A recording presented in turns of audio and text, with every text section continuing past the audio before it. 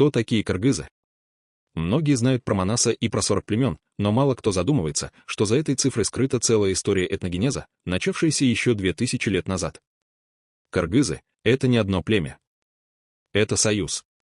Союз, который собирался веками, через войны, походы, миграции и союзы степных родов.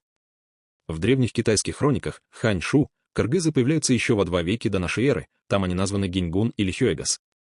Это одни из самых ранних этнических упоминаний в Центральной Азии. Позже в степях смешиваются древние енисейские кыргызы, тюркские племена, кыпчакские роды и алтайские группы. Это и дало 3 слоя — древний, тюркский и тяньшанский. Из этого союза родилось то, что позже назовут этносом кыргызов, со своими родами, своим языком, своими воинами и своими героями. Потому 40 — это не просто число. Это символ объединения. Символ, который позже попадет на флаг, как память о тех, кто смог из множества сделать одно целое. Так появился народ, который не растворился в тысячелетней степи, а сохранился, и вошел в историю как кыргызы.